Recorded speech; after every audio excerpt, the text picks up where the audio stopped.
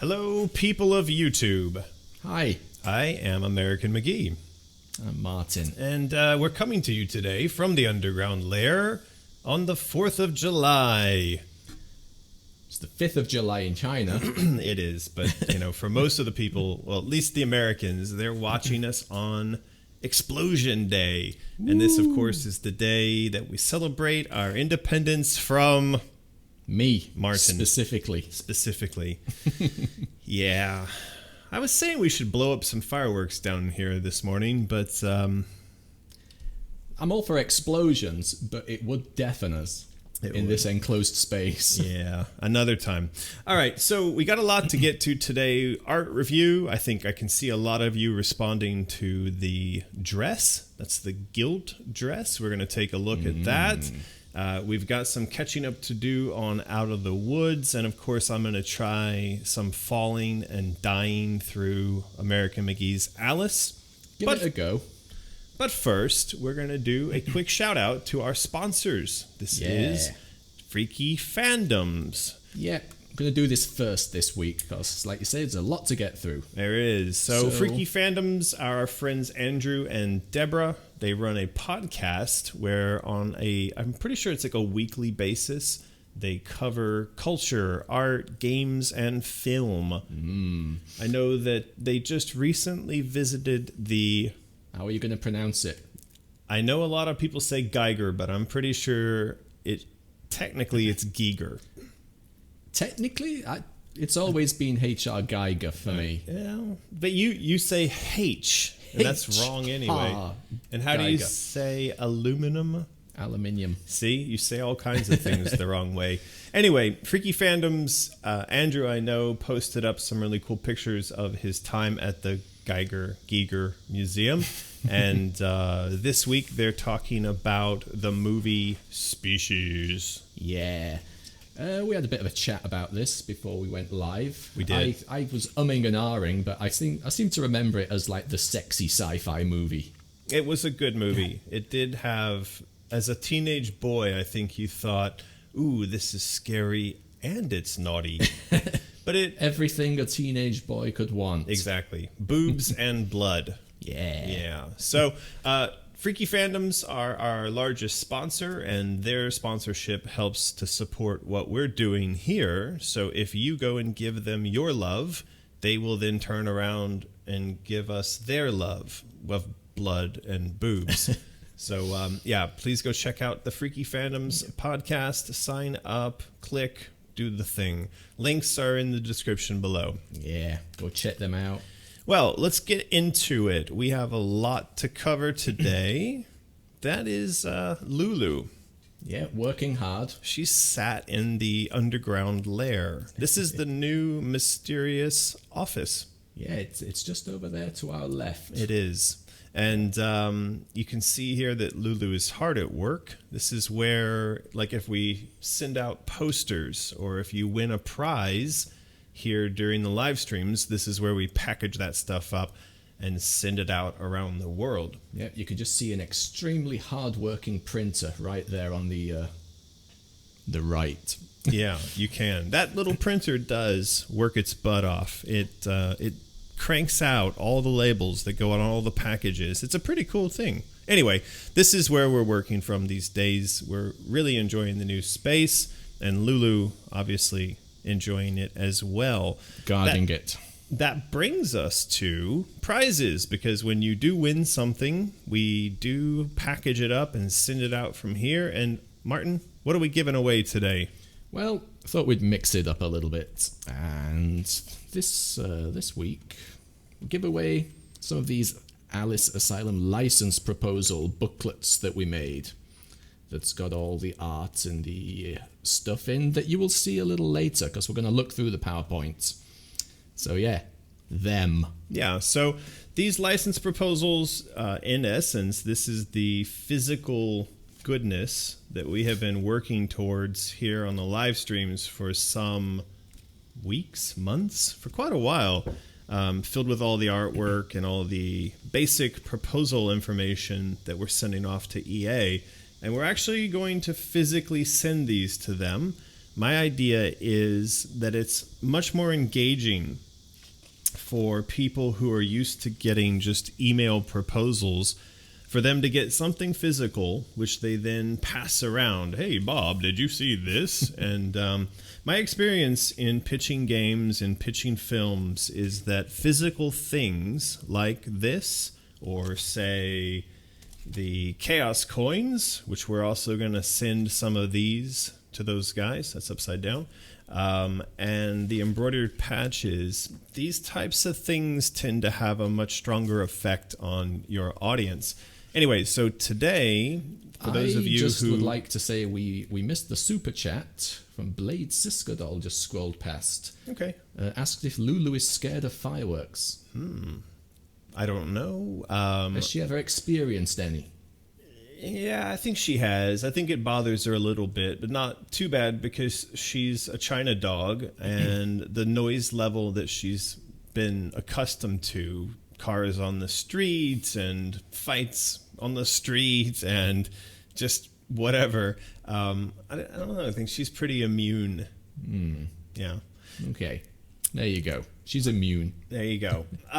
So what I was trying to say when this British chap so rudely interrupted was that we're going to give away 4 of these today. They will be signed, sealed, and delivered to contest winners. So be prepared for that. Be prepared. All right. Before we get into a Boston Tea Party over that, we'll move along. Gilt. That is the topic for today's dress. It's a good-looking dress. It is. For sure. So there's a bit of discussion. Cherry Woo. Please let me know where you got your t-shirt. It was from Uniqlo. I don't know if you have a Uniqlo where you are. It was a couple of years ago. They had a whole series of line stuff. So yeah, a couple of years ago at Uniqlo. I also got some other pop culture type t-shirts while I was there. You may have seen my Stay Puft Ghostbusters and my Jaws t-shirts. There you go. All from Uniqlo. Uniqlo. They're our newest sponsor, apparently. Apparently. So, speaking of clothes, the dress that we see here is one of what will be several new dresses that we're working on over the coming weeks. The idea being that Alice needs new clothes for a new game. Now, this got posted up on Patreon. It was actually done in a slightly different format. It wasn't the dress as you see it right now, but instead it was like this. This is the gilt dress as the world first saw it, an image that Omri did. This featured her sort of drawing power from a burning house. And this inspired our new line of incense. Burning cat, burning mom, burning dad. It's a great picture for sure. I like the dress. It's unusual, but it's eye-catching with those sort of like weird collars, and it's almost kind of reminds me of like Dune. So I think the real question, though, Martin, what everyone's dying to know is, would you wear this dress? Would I wear the gilt dress? Yeah. So what we're going to be doing is we're going to be coming up with new dresses. This is something that Omri is tasked with now, and he's obviously very much up to the task. I've also reached out to a number of prominent YouTube or Instagram cosplayer or makeup artist type celebrities and have asked them if they would be interested in collaborating with Omri on the design of dresses and the hair and makeup and the overall styling that goes along with these new dresses. Feverblade, loving the gilt dress, but not the name. Well, this is a very serious topic for discussion.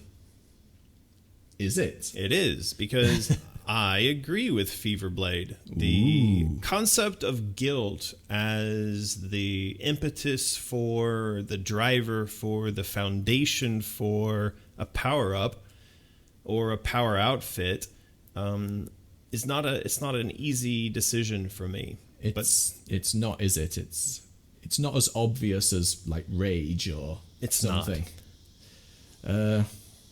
Yep, Kendall Straley super chats. They took your advice and got a chaos symbol on their wrist, right next to a hummingbird, considered the animal for the Aztec war god. Wow. So I'm assuming this is a tattoo that you advised on. Well, Kindle, which I'm assuming is a girl's name, sorry if it's not, mentioned last week and asked where might that tattoo go. And it was either going to be behind the ear or on the wrist, if I recall correctly. Ah, yes. And I recommended the wrist, partly out of selfish reasons, because I need a tattoo on my left arm, maybe on my wrist. And also because I just thought that behind the ear for the chaos, I don't know, you may not see it. It may get lost. I'm not sure. Yeah, I think the wrist is better. Yeah. Ooh, another super chat from Nira K with her futuristic SEC currency. Woohoo! It's the SEC lady again. Okay. Working at night. Thanks for making the work hours go faster by watching us. Wow. We're happy to entertain. Well, thank you so much for the SEC. We appreciate it. Love you guys very much for those super chats. Love that SEC. We do. Sex E? I'm not sure. That doesn't make any sense. So yeah, the dress, the gilt, the power up. The gilt as a power. I think this is a bit controversial. In my mind, anyway, gilt isn't a good driver for the kind of frenetic, energetic, violent thing you might expect to see when a person goes into a mode. That at the same time, maybe we just we remove the idea that this is a power-up, and then it solves the problem. Alice can absolutely have a gilt dress that could be linked to the stage where the element is fire. And that doesn't mean that the dress necessarily has some sort of crazy power, or that it's something that happens as the result of grabbing a power-up or reaching some sort of mode, as was the case with hysteria or rage. It's just one of the dresses that we cycle through as we move through the game. And in that presentation, I'm totally fine with it. Yeah, I think that would also look excellent as a cosplay. I can just imagine that in real life. Yeah, I sort think of the so. raggedy dress and for the cosplayers, he's done some kind of interesting things. So, like, for instance, you can actually see through her skin. Yeah, somebody there, Winx girl. If Right. you look carefully, you can see that her arms are skeletons. I did not notice that. Yeah, so I think that's a really nice touch. If you were setting out to do the cosplay, obviously you'd pick up on that, and you'd go off to the convention having done up your arms with the skeleton paint drawn on. I think it's a really cool touch. And you can actually see that he's sort of considering showing off a bit more of that in the detail under the dress. So I think there's some really fun stuff we could do with this. I believe the triangle in Alchemy is the symbol for fire. So he's already working on integrating some of that. And of course, he started to think about, look at the little skulls. Those are cute. Look, like make those shoes and sell them. I was going to say, it makes you want to get into the shoemaking business. The only problem with the shoemaking business is that it is predicated on sizes. And historically, Mysterious has tried to avoid building products with ranges of sizes because there's the whole manufacturing inventory kind of problem, right? Yeah. But stockings, on the other hand, are relatively easy to outsource. You just supply a art template to someone, and then you can have stockings made the same way that like we do our t-shirts. So I think there's little pieces here that we could certainly offer as part of the costuming. And I want to do more jewelry. So these little elements here are things that we could do as well. Yeah, it's pretty nice. On her chest, the glowing symbol, is that something? Or is it just This? Is it just an extended omega?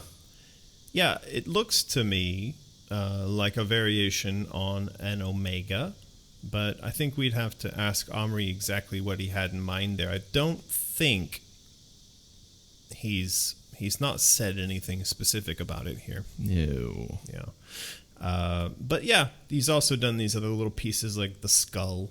I love the skulls, and I love the butterfly motif, and I like the butterfly motif with the alchemy symbol placed in. So he's done quite a lot of thought on He's the missed symbology. his calling. He should be in like fashion design. Well, what do you mean? That's what he's doing. He's working with us. He's doing fashion design. To my knowledge, he doesn't actually make clothes.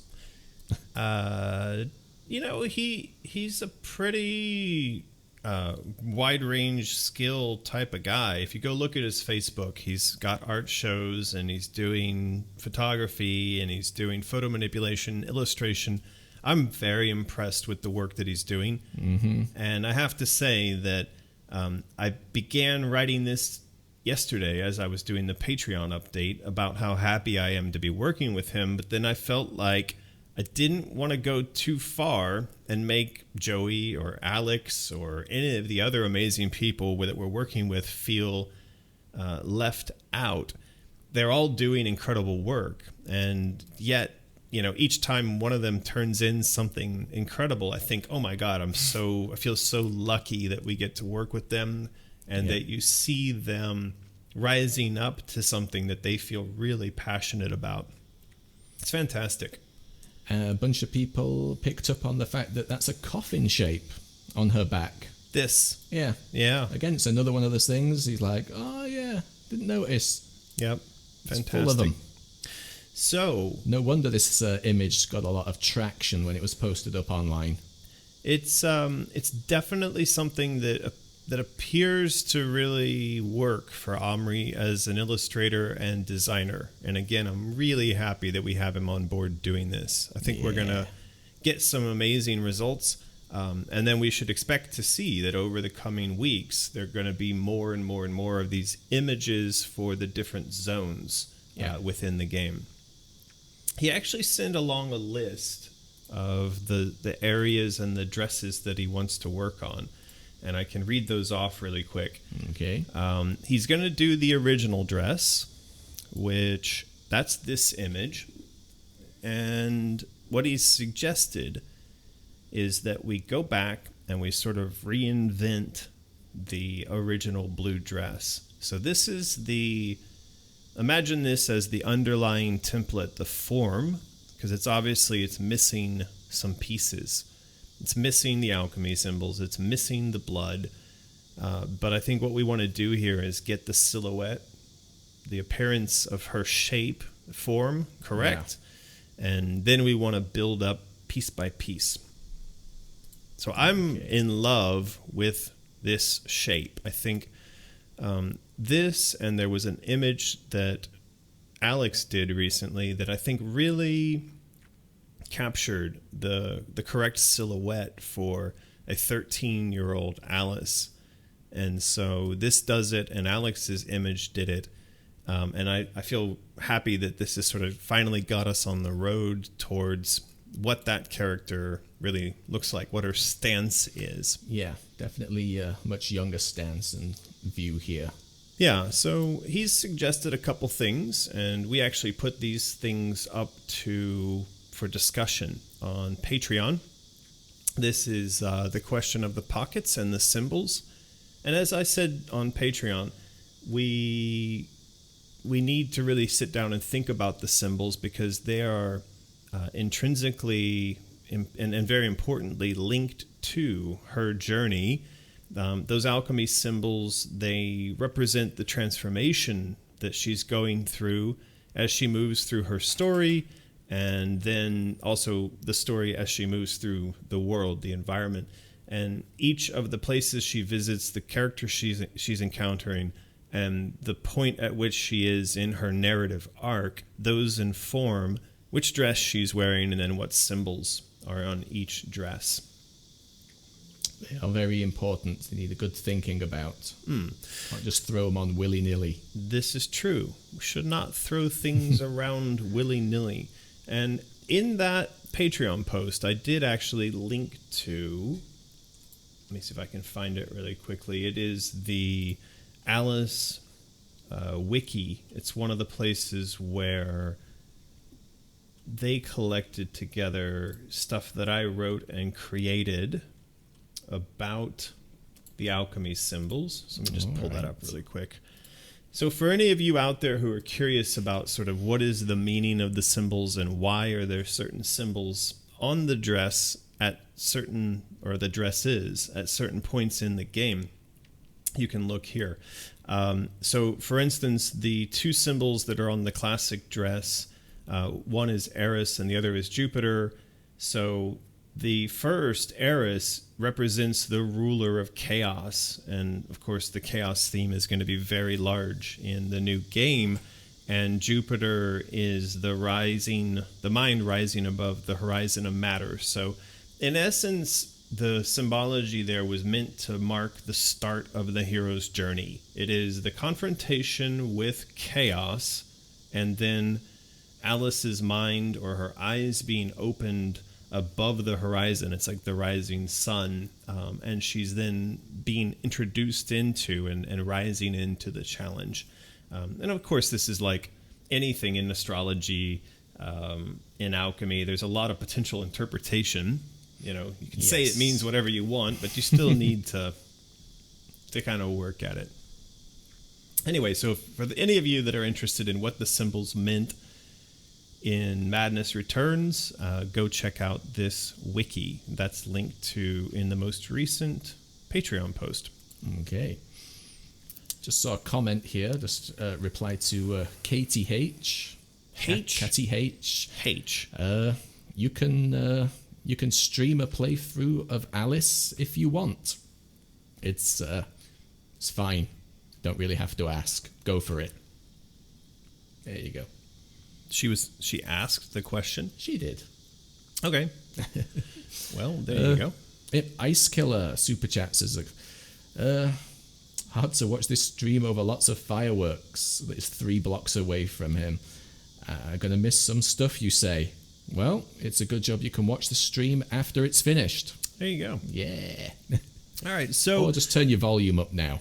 Thank you, Ice Killer, for the $5. We will spend that on Lulu treats. Spend it wisely. Yes. So, back to Omri's comments on the dress. There's a couple other things he wants to do in terms of changes. Now, the second one, it kind of made me giggle, and there's a reason why.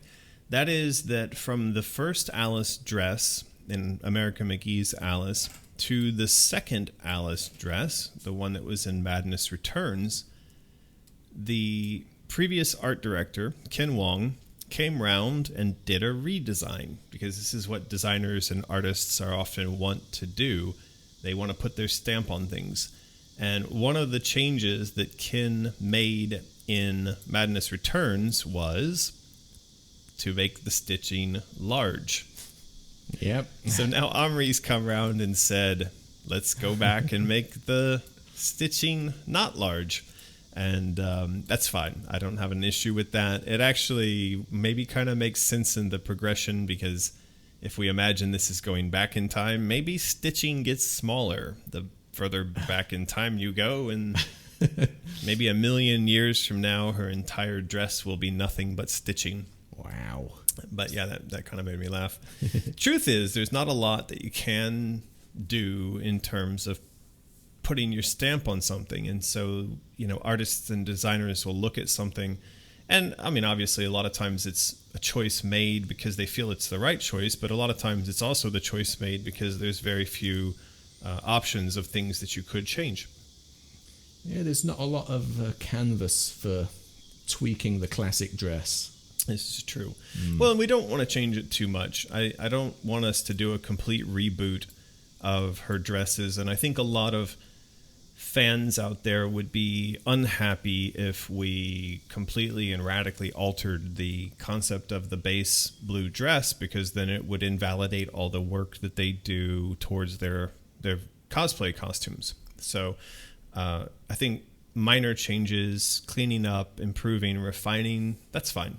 I think beyond that, we want to be careful. But it doesn't look like Omri's really taken like an axe to this. He's done some very subtle and I think acceptable changes here. Now, a lot of the other changes are related to her physiology. So longer hair. Do we like this? Do we not like this? The higher belt, which also kind of changes the presentation of her form, her body. And I have seen some comments people have made on Patreon. We'll have to get to those later. We will. And then, of course, the higher boots. It's not on this image, but I think it was on the other image that people were concerned about her wearing these heels. And the question becomes, does this shoe make sense for someone who's only 13? That's a good question. And, you know, we're going to run into this, and we might as well confront it now. We want to be very careful about not sexualizing beyond a reasonable degree. I mean, I watch some of this TV content coming from around the world, and people are putting their children in beauty contests and absolutely sexualizing, 8-year-olds. So, there is some degree of that happening in the world. Obviously, if you go and you look at, advertisements, for instance, for Calvin Klein, you'll have models who presumably are 18, but they're made to look 12. Right. So there's a dangerous kind of yet accepted line between, youth and beauty and sexuality. And of course, this topic actually lies at the center of a lot of what we're going to be exploring in this narrative. And that is that at the moment where Alice's family dies in the fire, she's a child.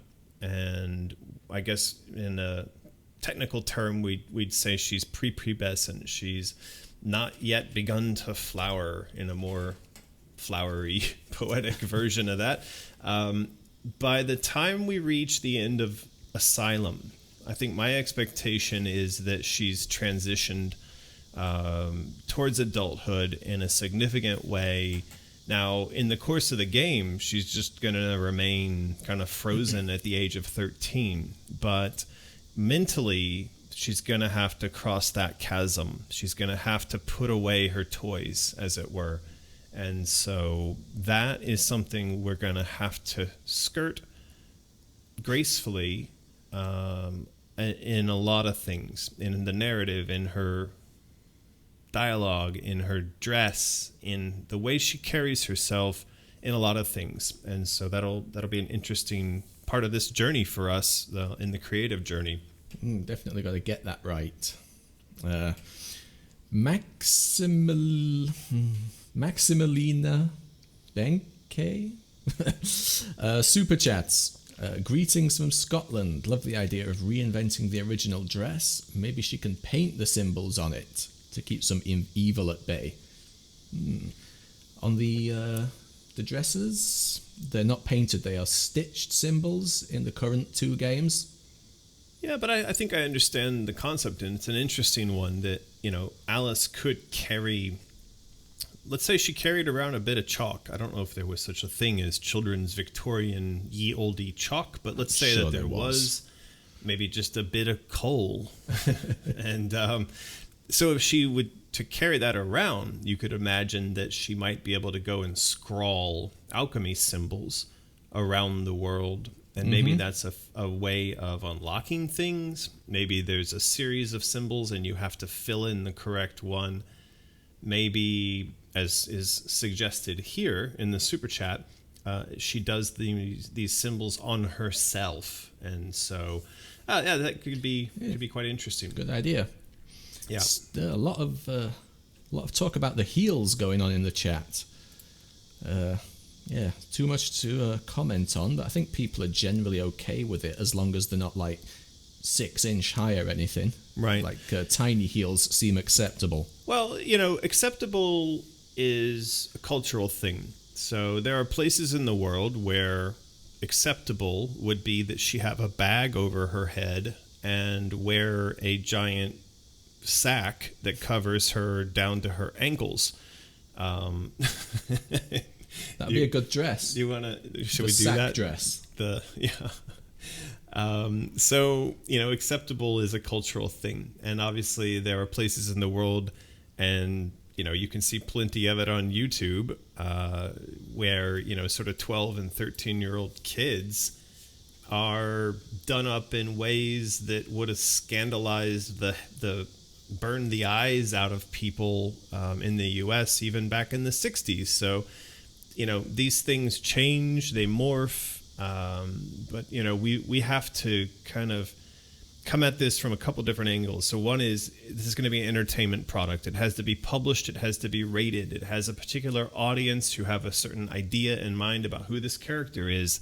The character lives within a particular period in time. We have to be sensitive to her particular narrative, which is the source of this fire, this chaos, the underlying narrative of a child abuser. All these things play into the decisions that we make, and they make the decisions. I actually think they make the decisions easier. I think constraints are good, and I think the kind of constraints that we have are good because they give a voice to this character. She can very clearly say to us, I wouldn't wear that, or that's not appropriate for the time in which I live. So, I think, that type of stuff feeds into it. And I see someone here saying, save the cosplayer and, rid us of heels. And that's actually a really good point. If we want to listen to the cosplayers, a lot of them don't want to wear heels to these events. And you give them more comfortable, practical shoes, they're going to be happy. So, we'll see. Yeah. Somebody, I don't know if it was like a joke or anything, it scrolled past now. They were like, why should games worry about cosplayers? Well, it's kind of, why should cosplayers worry about games? The audience are, the fans. The fans are part of the culture of the game. They help to market it. They help to sell the story. They help to spread the word. And I think that kind of involvement, you can't avoid it. I mean, every good piece of culture, film, comics, cartoons, is gonna bleed over into that space. And, thinking about it right now, it's a kind of fan service. We're doing what we're doing in connection with the fans, and we're doing that intentionally. And I think not to speak to that audience to some degree would be awkward. Yeah. So whoever wrote that, the name has scrolled past. Hope that answers you. That's why. See. You know what time it is? Yeah. It is contest time. You know what? I'm going to take these off. I've got really hot ears. Well, I'm going to pull up Nightbot, and while we're waiting, you guys in the chat want to be active, and say some stuff. What shall they say? They should say, I suppose, what would be your favorite name for an awesome 4th of July firework? That's a good one. Yeah. All right. Like Satan's spunk. That's horrible. Or something. That's absolutely horrible, Martin. This is why we broke off from you guys over there in the UK. You just had enough of Satan's spunk. We did. Right. Yeah. So yes, this competition is for one of the license proposal PowerPoint document doodahs we've printed. Signed? Signed. Of course. Now, we're going to put these up for sale on Mysterious because we said that we were. We said we were going to make them and then we were going to offer them for fans to purchase. And I will sign them and then we'll mail them out. So we need to decide on a price. Everywhere in the world. We get that question a lot. People saying, do you ship to somewhere? It's like, yes, everywhere. I mean, if you live on Easter Island, it might take a while to get to you. But, yeah. I hope people from Easter Island don't win our contests because we've actually had to ship to somewhere crazy. And it cost a ton of money. It was like $20 or $30 for us to send some little trinket to Martinique. No, what was the place where they banished Napoleon, and it's an island and people live there, but it's out in the middle of nowhere. I forgot what the name of the island is, but anyway, they banished Napoleon there, and there's now a little town, and you can get to it by sailboat, and they've got some sort of like once a month cargo ship that goes there. Right. Anyway, some jerk on that island ordered something from our shop, and it cost like $30 to send something that big to them. All right, we're gonna hit our night. Apparently, a good name for a firework is Martin's Fonts. There you go. That seems to be quite a popular choice. It's better than Martin's Spunk. Win X Girl 1994. She says, my cats are not afraid of fireworks. I'd say that Winx Girl. No, she just won something, so she's not Win X Girl. Oh, I see what you're doing. Yes. Yeah. So congratulations, Win X Girl. You did indeed win. X Girl 199. Way to go. 4 equals PPT. If you've not won something before, I'll tell you how this works. You got to send us your mailing address, email address, phone number. You could mention what it is that you won. That would help. But you even gotta though we do jot it down. You gotta keep one thing in mind. If I have to look up where you live in order to complete the shipping information, you will not receive a prize. Yeah, so make sure it's thorough and complete. Yeah, I don't like looking at your houses on Google Maps. No. Okay. So yes, congratulations. Congratulations, well done. WinX Girl. You've won a license proposal. Take that round to your nearest EA and propose to them.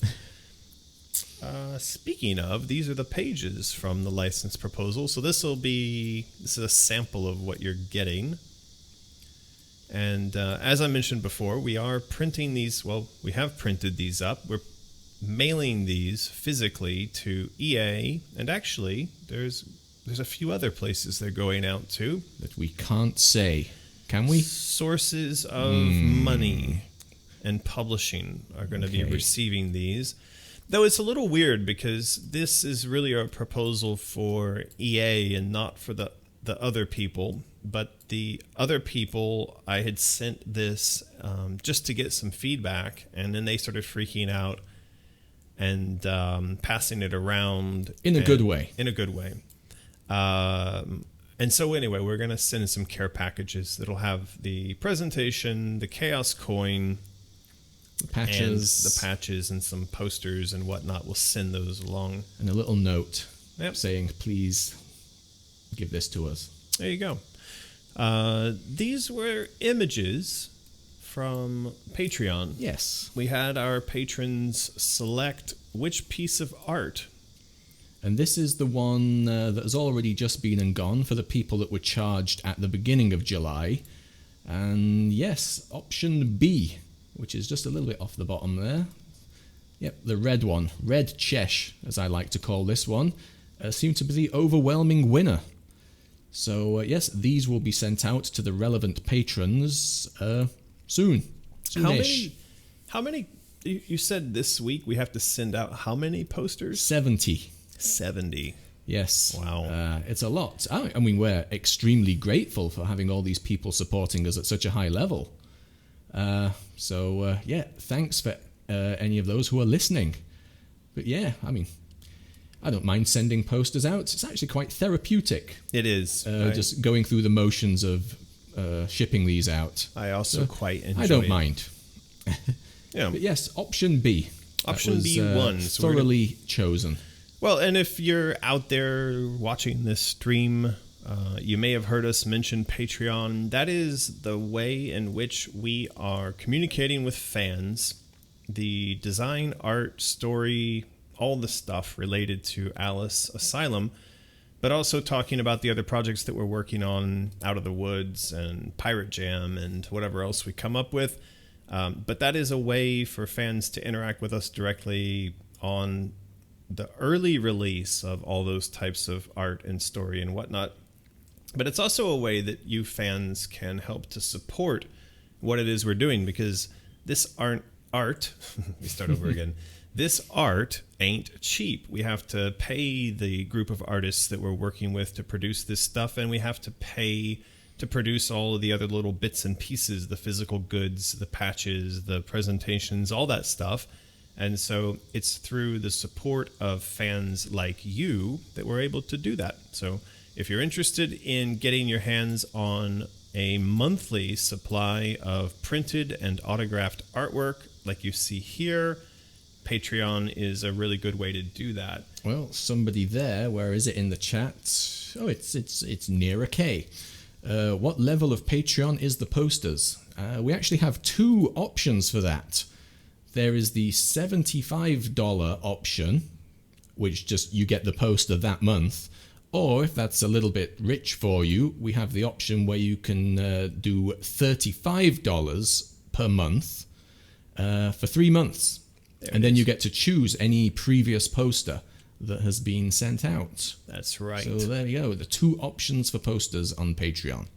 There is 3 for 1 there, and there is where is it? There it is. The 75. And you get a Chaos necklace at 75 as well. They do. Yeah. But if you miss these, you can actually go over to Mysterious, and we do have all the art prints that we offer via Patreon up for sale there. But it's important to keep in mind that when we post them to Mysterious, we charge $100 for each print. So you can see here, like, this is one of Omri's prints.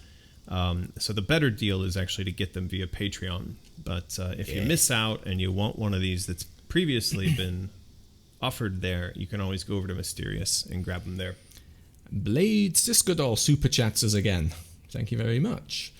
Ninja Theory has gone exclusive to Microsoft now. If the opportunity presented itself, would we ever consider it, or prefer a more wider audience? Well, they are a developer who were acquired by Microsoft, and we are essentially just a small design team. I don't think we're going to be acquired by Microsoft.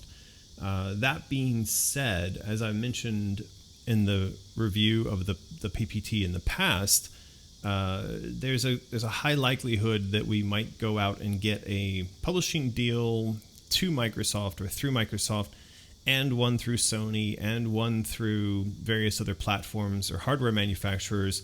And then each of them gets some form of exclusivity or other special features for their platform. Right now, we want to try to avoid getting sort of locked into just one publisher, platform, or piece of hardware. We'll try to work with as many of them as we can. So, Kendall Strali also super chats again. Will any of those others that we just looked at be August's print? I believe we're thinking about the gilt dress for August. Mm-hmm. The one where she's sort of sniffing the burning house. Yes. That's going to be August's Patreon print. That is... There it is. This image. Because we had a lot of people write over on Patreon and say, hey, this should be the art print. Yep. It's a good one. So we'll probably do this as so. Next month's art print. What do you think about Omri putting his web address? I think when we print them, it's a little weird. Yeah, it's a little weird, but it is quite small and in the corner, and it probably would get covered by a frame. I don't know, what do people in the chat think? If you got a print, do you mind having Omri's little stamp in the corner? Let us know. I think as long as it ends up getting covered by the frame, but it does mean that the person putting it in the frame, if they want to cover it, they've got to put a fairly wide frame. Anyway, I just think when we go to print them, maybe that's not necessary. Should ask for a website-less print. He's, he's pretty big on self-promotion, as he should be. I don't think that any of us have an issue with that. Self-promotion and branding are both very important, but I think when it comes to doing the actual art prints, maybe we don't need that. And, you can see Lady Croft here saying, if I had a print, I wouldn't want that on there. Yeah, I agree. All right, Omri, well, if you're listening, don't put that on the art prints. We've got a couple of don't minds, though. Right. We can ask him. We'll ask him. Well, I think also he listens to the live streams. And yeah. Excellent. So we have another piece of art to take a look at. Now, I feel like we looked at this last week. We looked at this last week. We did, I think we did, especially the other one. I remember somebody commenting on the sample name. Oh, right. Okay, well, we have looked at this, but we'll just look at it again really quick. Because we did a big marketing push for the Chaos Coins. So this is the Chaos Coin, what would be kind of a sample of the in-game UI. For those of you who haven't seen it, and for those of you who haven't heard, which I'm sure most of you haven't, you're like, Jesus, shut up about the stupid coin already. There is a thing called a Chaos Coin. That's this. And we are trying to reach the goal of 2,000 patrons so that we can give away these coins to qualifying patrons. That would be anybody who's at $35 or above for the month where we hit that goal. The month we hit that. And we're at like 1,500. We need another 450-ish people. Yeah. So I did a big marketing push. Alex did this artwork to show what the coin would look like in game and show how it would have your name attached to it. And then also some sort of message like go to www.gregsjunk.com to see Greg's junk. And anyway, so this is part of our Patreon challenge, our goal for right now. Okay, click that. Super chat from Nicola D. Thank you very much. I'm absolutely in love with these. I assume the images. I understand if you can't answer or comment, but would love to have the original VAs for this game. Voice actors? VAs? Is VAs a thing? What's VAs? I don't know. I'd love to have the original VAs for this game. In the U.S., VA is the Veterans Administration. It's where it's the part of the government that takes care of vets. I bet it's voice actors. Yeah. Let us know. But yeah, let us know. Thank you Nicola, for the €5. Nicola D. Nicola. Keep an eye out for your reply. If you could please explain what the VAs is. I don't understand. Some people, they're saying voice actors. Yeah, but I don't want to know what they have to say. I want to know what this Nicola person has to say. Everyone's convinced that it's voice actors. I don't know. Wouldn't you all feel silly if it was something else? I think they're mind reading. It could be he wants to have the Veterans Administration for the... Maybe. Now, isn't this going to get done as an art print? Yes, this is the one that was for this month. Okay, so this is People this month. People charged at the beginning of July at the correct level will be getting this. Right. Yeah. They're voice actors. All right, so Nicola confirms that voice actors. But I'm not sure why you'd put that in the chat. You can just Google that. In fact, I believe she was asking if Asylum will have the same voice actors. Okay. I think. We have answered that in the past. Yes. And the answer is yes. Susie and Rog. Is it? Yep.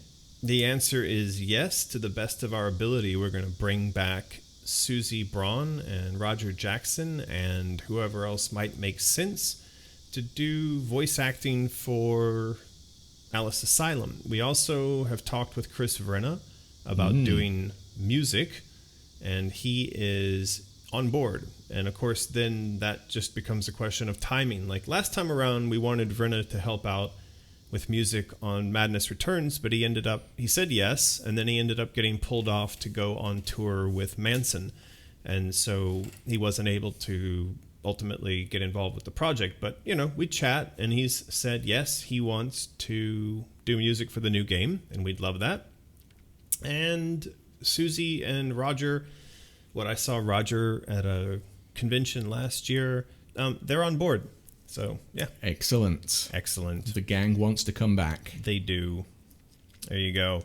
All right, so this is going to be the artwork that we're printing and sending 70 of these. Is that right? That's right.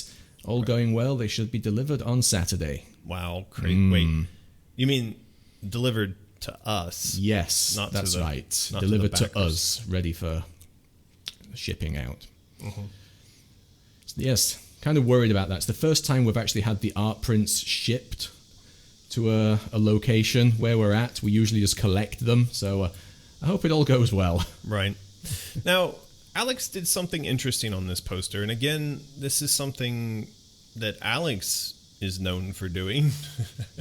That is, he adds stuff. He embellishes, and you can see that in his art. It's part of what makes his artwork really good, but it also can make his artwork overly complex, busy at times. And anyway, he did add at the bottom of this poster the mysterious logo and American McGee's Alice 3. Now, I don't know why he didn't do Asylum, but whatever. Yeah. And he did a little... Yeah, what's that thin line? It's a copyright notice. Dirt. Well, can you not read pixel font? I can see it says Alex Crowley there. Yeah, I think he did something like he, it says like, go to this URL to see Alex Crowley's junk, I'm pretty sure. And he did the Asylum logo down here. But, his reasoning was that it made the poster feel more like a kind of official film poster. And I can't argue against that. I think that it does. And this is one of those rare pieces of art which Alex did with the intention from the beginning of it being presented and printed as a poster, as opposed to some of the other images we get, which are purely conceptual illustrations. And so I don't mind this. We actually do offer over at Mysterious, we do in fact have some artwork from Alex that is sort of film poster-esque. Is that the right way to say that? Yeah, why not? It was like the what was it? It was the Otherlands film poster, which we seem to be not sold to be there. out of. Yeah. Anyway, I'll go try to figure that out. Blade Siskadol is back again with his super chatting. Thank you. I know the Vorpal Blade is the signature weapon, but I love the hobby horse. Does that make sense for Alice Asylum or a similar weapon? Yeah, and a little below that, somebody says hobby horse would be better for a younger Alice. Yeah, well, instead of a knife. I think what we've talked about for the new game is that we ought to go back to the concept of toys as weapons. I do like that idea. Which was a fairly strong idea in the first game, not as strongly communicated in the second game, but I think in this, because we're going back in time, the idea that she picks up toys and turns them into weapons, I think is the right way. So I think the hobby horse wants to come back. For sure. Yeah. There's some classics in there.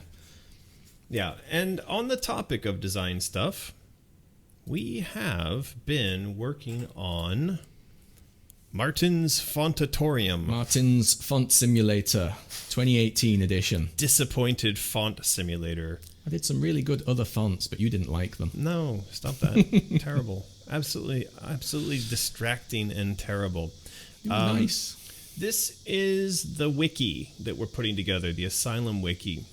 And we're going to start filling this out with all kinds of stuff. Now, did you put any more stuff in here, Martin? I did puzzles. You did puzzles. Yeah. What'd you do? There you go. This one. Put some of the PowerPoint puzzle images in. Wow. Cool. Yeah. Well, yeah, so this is where we're going to start collecting together all of our ideas for the story, for the weapons, for the dresses, for the you name it. This is going to become our Bible, as it were. At some point, we've got to figure out how to open this up to the fans. Yeah, I've seen that asked a couple of times. Still need to figure it out. Right. The best way of doing it. So, a wiki, one of the nice things about it is that you don't make permanent changes. And if somebody, like, say, Greg, for instance, goes and puts all pictures of his junk in there, anyone then can come along behind him that's a moderator and not only disable his account for that, but also remove that content and revert back to whatever was there previously.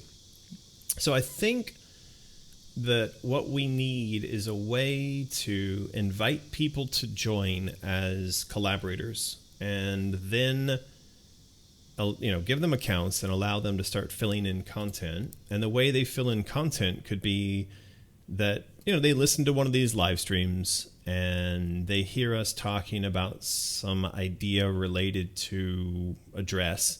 And then they come over here and they write that in. And it would be like, okay, Americans said during this live stream that we want to avoid over-sexualization of the character. And that could just be made as a note to the character page or the dress page or things like that. And I think that we have enough content getting built, and we say enough during these streams that could be recorded or massaged and then put into a wiki that we could fill this out pretty quickly. Yeah. The wiki address, you go to americanmcgee.com/asylum wiki. It's that easy. It's that easy. Yeah. Can you scroll the chat a bit? There was a super chat from Feverblade. Asked about Asylum medical supplies as weapons. That's a good one. Throw syringes or... Did they have ye oldie Victorian syringes? We'll have to look that up. You think they did? I think they probably did. With like really thick metal needles. Like a big... horse syringe, basically. Like a horse syringe. Right. It does look like there was such a thing as a Victorian era syringe. So we would want to... Man, look at this. Oh, geez. Look at the size of that needle. Oh, that's horrible. Yeah. It's just... Well, there you go. It's a thing. It's a horrible thing. But what else could there be? That's a good one, though. I like that. Electroshock pads as weapons. Straight jackets to bind the enemies. I don't know. We did do a list of stuff like this on the... So, this would be another thing. Like, we could say during a chat, great idea, sort of asylum medical things. And then we could say, right, guys, research project, go over to the wiki and fill in a list and come up with 50 items that could be potential weapons for Alice, taken from that era, taken from medical or asylum paraphernalia. There you go. There you go. So how do we choose who has access?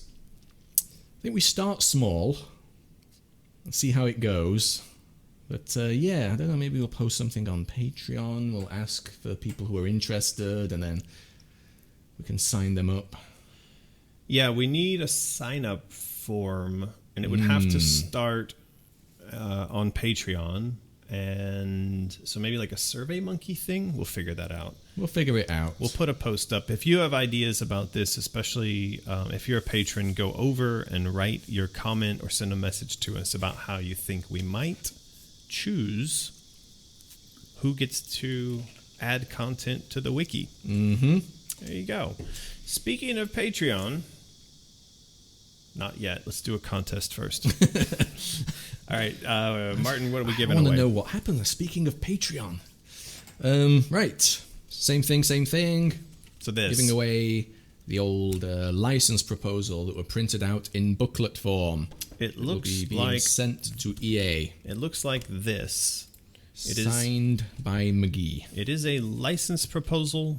How many pages does it have? 32. I 32. believe it's... Is that the... That's the number of pages in the old one PPT. So I think 16 printed pages front and back. Well, and it's good anyway. It looks like this. It's heavy. You could hurt someone with it. Oh, geez. That super chat went past fast. Yeah, sorry. Chaussette. Chaussette, I love the idea of medical weapons could be rusty-ass, disgusting old metal tools. Well, thank you. The idea you have in your head for an old asylum, isn't it? Rust and metal. This is horrible. But yeah, thank you, Chaussette, for the Canadian $5. Thank you. We will spend that on some maple syrup. And chat is exploding because they all want to win the contest. I didn't ask them to say anything specific, but... Nah, it's fine. Next time. All right, here we go. So we are going to roll it. Ooh. It is Feverblade. Feverblade win something recently? Hey, you know, I'm sure they won something. Nightbot and Feverblade sitting in a tree. Seems like it. They Nothing, seem to really like each other. Nothing on the recent notes. No, so congratulations, Feverblade. You won a signed copy of the license proposal. Woohoo! And you know how it works. You need to send us your mailing address, your phone number, your email address, and you might mention that you won this, even though Martin did write it down. And yeah, we'll get one of these signed and mailed off to you. Exciting times. And I noticed that when X Girl said, "What did I win?" Well, you won the same thing. That's what we're giving away today. We're giving away the PPT. Yeah. Printed, signed, and sent off to you. Says nope, never won. Seems weird. No, I think we just see the Feverblade name quite often. I guess so. But yeah, this is what the inside of the PPT looks like. For those of you that have joined our streams in the past, you know we've gone through and refined and revised this based on comments and feedback from you, the fans. And this is what is going to be printed up. Well, it's printed. Yep. And it's going to be sent off to EA for their perusal and approval. Very soon. Very soon. As soon as the coins come in. Yeah, that should be hopefully next week. We'll get the coins. And these are also being printed and sent to some other people who shall not be named. Some other people. Yeah, exactly. You're not going to tell yet. Not gonna mention that right now. All right. So what I was gonna say about Patreon when I so rudely interrupted myself with a contest break is, Martin, it's time to read Patreon comments. Oh my god. There's like a million of them. While I fall repeatedly. Well, let's see if it actually loads up on the phone, because it didn't last week. We had to do it via website. Well, you, good luck with that. Good luck with that. Good luck with that. Oh, god damn it. Why do I keep coming back to this place? I know I'm saving, but it doesn't feel like we've made any progress. I recall doing this particular jump now way too many times. This is ridiculous. Didn't play this last week, did we? I think we didn't have time to play the game last week, but I feel pretty confident that during the week before, I've run through here quite a few times. And like, I'm getting tired of mentioning the fact this is one of the levels that I built, or I think it's one of the levels that I built. And yeah, whatever. Here we are again. Well, see if you can finish it today and move on. I'm trying. Not the game, this level. Yeah, well, we'll try to get through this level. Here we go. There's a VPN active. Someone says, I can't believe EA is Voldemort. Yeah. Is EA Voldemort? No, they're really not that bad. And yeah, we don't say this much recently. We said it quite a lot in the past, didn't we? Just don't stop dumping on EA. Yeah, it doesn't help us at all. Be nice to them for a bit. Yeah, I mean, we have mentioned that multiple times.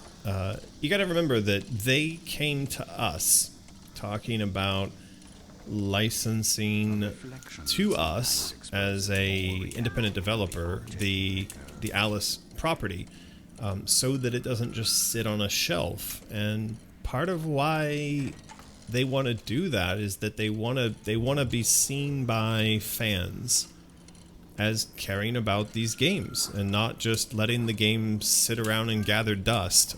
So they're trying to do some sort of good guy thing here. It's not that we went to them and begged them, please let us have the game, please let this come back to life. No, they came to us and said, we want you guys to, work on this independently, bring this thing back to life. So ironically, they came to us after you did that blog post. That's true. Well, the blog post, I think the blog post got a ton of news. It did. It was certainly picked up on a bunch of websites. Yeah, I never really understand what it is that how do the news sites, especially the gaming news sites, decide what's newsworthy and what's not? And there is quite a lot of controversy around this. In fact, that controversy was reignited, I think it was this week or last, around the topic of the Game Journal's Pro list. And this was going back and linked to the era in time during which Gamergate was on everyone's lips.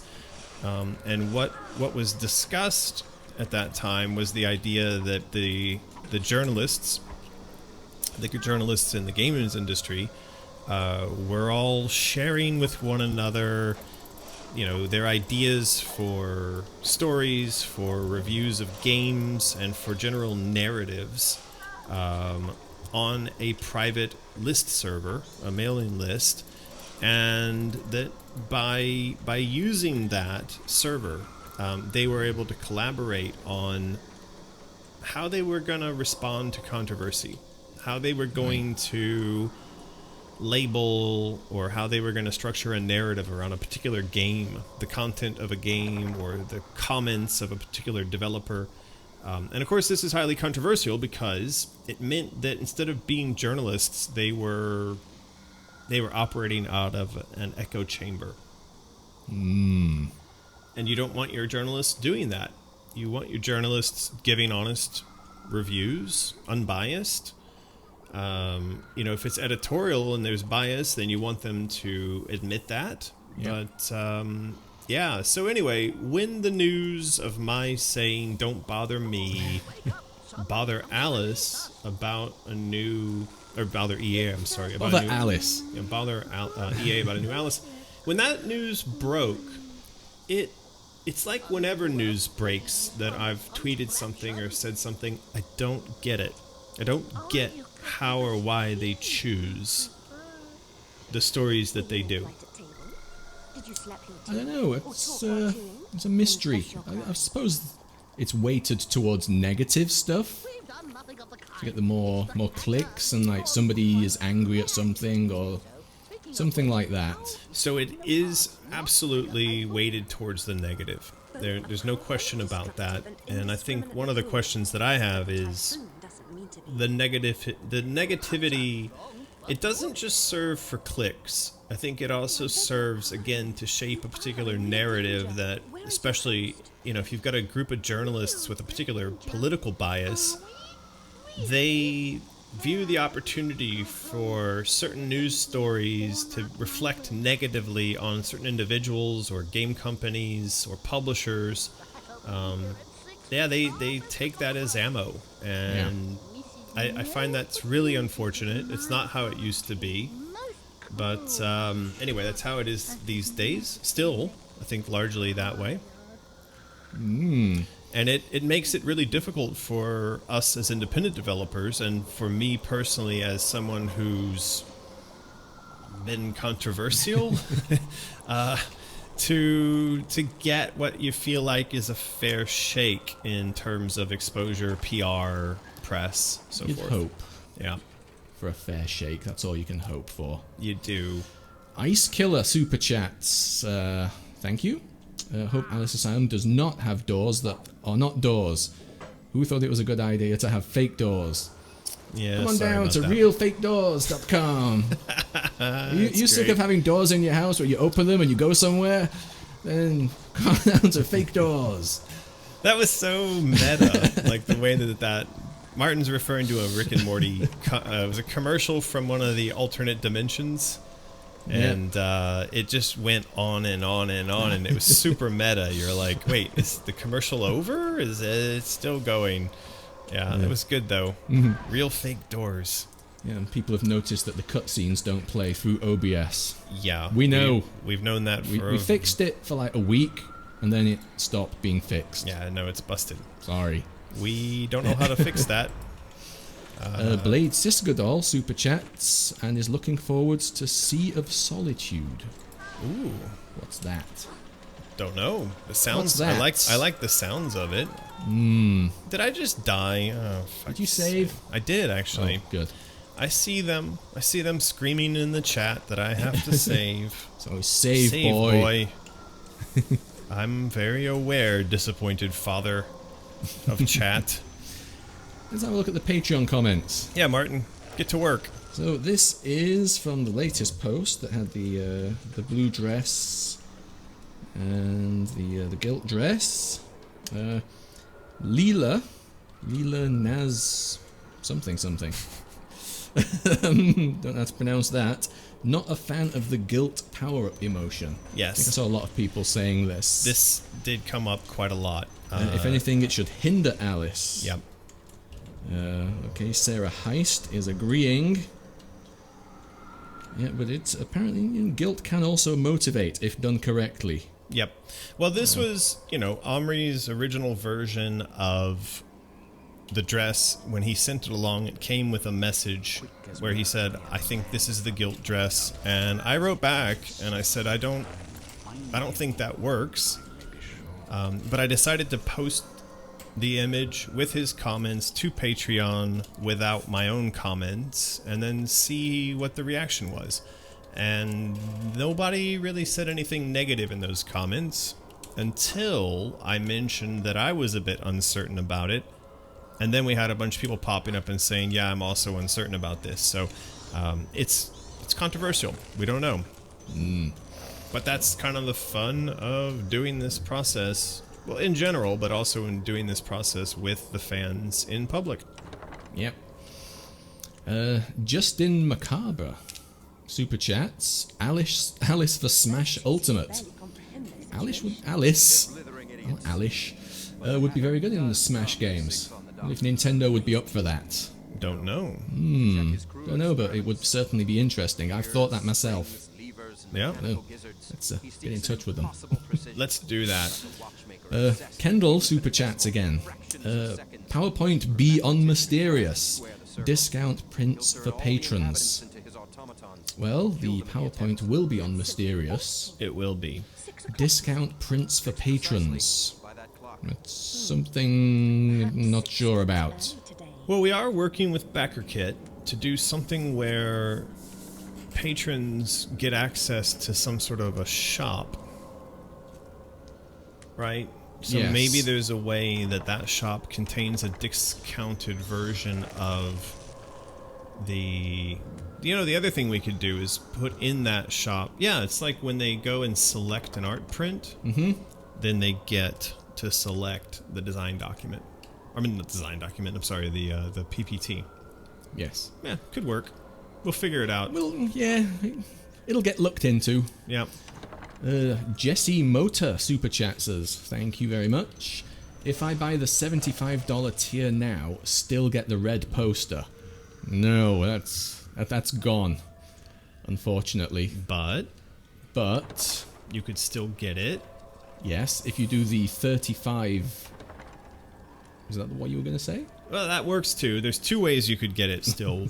One way is what Martin was about to mention, is that you do the $35 tier for 3 months, and at the end of that 3 months, you will then have the option to select or any previous poster. Any of the previous posters, but you do have to then wait for 3 months for that to happen. You do. The other option is you just go over to Mysterious and you purchase it. Yes. So a little bit more though. Well, no, because if you had to do 35 times 3 is what? 105. Exactly. So if they did it via Mysterious, they could have it instantly and they would save $5. Ooh. But they would miss out on commenting and interaction on Patreon. Mm-hmm. So if you have some patience, you could do the 35 for 3 months, and then you're a part of the community, and yay. And yay. And yay. There you go. Yeah. Just to be clear, I mean, one of the reasons we do the pricing that way is to protect the value of the people who've paid or done the Patreon support the sort of normal way. It would be unfair of us to, like, say, for instance, they pay $75 and then turn around and find out that you were able to purchase it for less. So, yeah, we have to be careful about that kind of stuff. Yeah. So, a few people in the chat saying they haven't seen Rick and Morty yet. What? After the real fake doors comments. Oh my god. Yeah. You can't not see Rick and Morty. You've got to see it. You've got to see it. Yeah. Be part of the Rick and Morty gang. I've even heard people say that you should see it while stoned. You mentioned. Yeah. I'm not advocating that you smoke pot, kids. I'm just saying that I know people People have mentioned it. who've mentioned that. Actually, I think I did say that I smoked pot and watched it, so yeah. You did. That's not a bad thing. I don't know how the hell to get out of here now. I think I'm about to commit suicide. Austin Cook. Gotta get through these comments. Do it, Martin. There's tons of comments. Loves the concept of a younger Alice dress. Will the same style be reflected in the other dresses? That's something that needs to be thought about, because I think some of the gilt dress looks quite adult. Do you think? The dress that we were looking at this morning? Yeah. I don't So understand. will all of the other dresses have sort of like a younger feel to them, like the new blue apron dress? This was exactly what we were mentioning earlier in the stream about the fine line between, making the dresses too adult, making them too potentially too sexual. So the answer to that, I think, is it's been provided. If you go back in this live chat, you'll see that we talked about that quite a bit. Okay, go back in time, Austin. Jasmine Steigerwald, suggesting some symbols that you could put on the dress. The Astrea symbol. You familiar with that? Sorry, say that again? I would give her the Astrea symbol. Greek goddess of innocence and purity. And maybe Hypnos. Greek again, god of sleep and illusions. Yeah, so far we've not done a lot of Greek symbology other than the Alpha and the Omega in the Alice games, and it's one of the things I think we mentioned during last week's live stream is that we may go and do a bit more of the Egyptian symbology. We may actually do some more Greek. We'll see. Okay. Now I did build this boss level arena thing. Save. I've been saving. You don't need to tell me to save. But yeah, I did build this boss level jigger that we're looking at here. Where's the boss? He's right there. Oh my It's god. the Hatter. What's up? Oh, there's blood coming out of his crotch. That's not right. That's totally not right. See the doctor.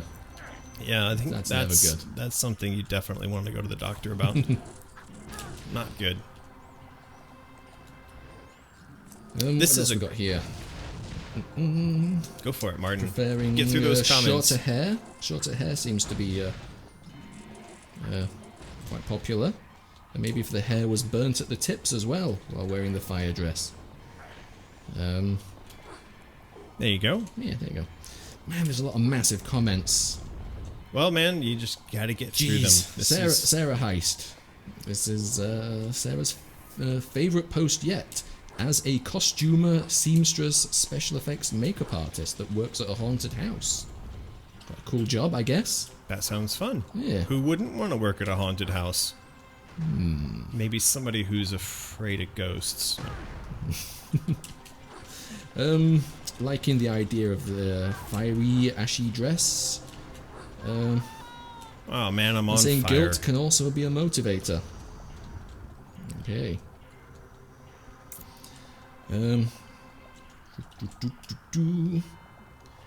Yep, the people just agreeing with her in the replies. Slowick382. Again, guilt is a power-up emotion, does not fit. Could it? I don't know. It would have to be done really well. I'm not sure. Yeah, it doesn't work for me. I don't. Oh man. Jeez. Oh jeez, Rick. I don't really feel guilt as a power-up emotion. Again, it doesn't mean that we can't have a guilt dress. We can absolutely have a guilt dress, but the idea that we have the guilt dress somehow, also as a power-up, doesn't work for me. Sorry. Laura Shots suggests that guilt should be something that weakens Alice. Corolla Gyoko, yep, same thing. Not feeling guilt as a power-up. Truth Decay. Rather than guilt, it could be a grief power-up. Stylized Max Payne bullet time. Okay. Don't know. Maybe. I do like kind of like bullet time stuff in games when you're sort of like in Bayonetta and whatnot. Really enjoyed that. What else we got here? Lee Marshall. Definitely liking the glowing Alice and black dress. Hopes it's in the game somewhere. Right, put that down for a bit and have a look at some chat, just in case I've missed anything interesting. You've not. You gotta get through those comments, man. You can't avoid the comments. I know you're trying. Trying. Martin doesn't They want to keep read saying like Martian voice. I don't. What is that? What? Is that just the way that I read out loud? Does it sound weird, or is it something to do with the microphone? I was gonna tell you after the live stream, but you gotta sit. You gotta put your face closer to the microphone. Okay. You're constantly turning to look at me, which I understand. I mean, I'm highly lookable. I really can't put this in a good place. Martin, God damn it, it's microphone. not about where you want to put it. You know, it's but just it's where I it's look right. this way to see what's happening. Well, stop that. You can. I don't know if you know this, but like your eyes, they can swivel inside your head. It's an incredible. You just try it, man. Just try swiveling your eyes without turning your head. I know. Oh my god! It sounds unreasonable. It opens up a whole new world of visual enjoyment. I'm telling you, it's like IMAX for your head. IMAX. IMAX for your eyes. Yep. Try it, Martin. I just did. Is it working? Are your eyes swiveling? Maybe you're just not lubricated enough. I need to cry more. I can help you with that. Lulu can help you with that. Really? Just bite me. She's quite bitey sometimes. Swivel your eyes, don't turn your head, and you'll stop sounding like a Martian. I keep looking this way. You know, it's not fair because I get in trouble for yelling at you during the live streams. I actually read somebody's comment was like, could you guys stop fighting so much? Which I really think is code for like American layoff giving Martin a hard time. I never fight. I'm too mellow. Well, but I'm not. I've got some sort of personality disorders. Which I think is just scientific lingo for being a jerk. Maybe. Save! Okay, let's continue as I tilt my head to the right. Oh, God. Evibbles. Isn't a big makeup girl. I've noticed in the game Alice's eye makeup is rather dark, making her look tired. Was that done on the Omri image? Either way, I think she's getting at don't make her look so tired and dark if she's a little younger. Well, I read that, but you gotta also keep in mind, I mean, this girl's been through a lot, right? So she's kind of got a reason for having dark circles under her eyes. But not in Asylum. Surely she hasn't been through anything yet when the game starts. Her family has just died in a fire. But I mean, that's just. Doesn't it take like a while for like dark, baggy, sunken eyes to form? You've clearly never suffered significant trauma. Well, never had anyone die in a fire. Well, we'll try to keep it that way. Oh my god. Stop playing, look at that. Jesus Christ. Oh jeez. Ash Ketchum rocks. Did you mean to do that? The last time we had somebody do that, it was a mistake. Yeah. Is that a mistake? Alright, well thank you, Ash Ketchum rocks. If you don't mind, I have two questions for you. I haven't been here since October 2017. Whoops, did you miss me, and how many beers can you get with this one? Sounds like it was on purpose. Well, I think that's Ash Ketchum was somebody that was with us previously. I remember the name. Yeah. Certainly do. Thank you, Ash Ketchum. That might even deserve a round of applause. Welcome back. And that's a very nice way to reintroduce yourself to the family there. Really Thank you is. very much. We will use that on alcohol. We are having a dinner tonight, myself and Martin, and we have a special guest coming over tonight. One of the things we're going to talk about is, so Spicy Horse still exists, and Martin and I are still technically employees of Spicy Horse, but the studio, the game development studio, is gone. But the guy who currently owns and runs what's left of Spicy Horse, he's used, I guess you'd say, like the business license to reform a development studio. He's still around. He's going to come over for dinner tonight, and one of the things we're going to be talking about is how are we going to build Asylum. And so, Ash Ketchum, your $100 is going to go towards buying the drinks that we'll enjoy while talking about how to develop Asylum. And one of the things that we've talked about is that this might be dictated by whoever it is that supplies the financing, obviously. But there's also the possibility that whoever provides the financing says to us, look, we don't want to deal with this. Here's the money. You go and build a team.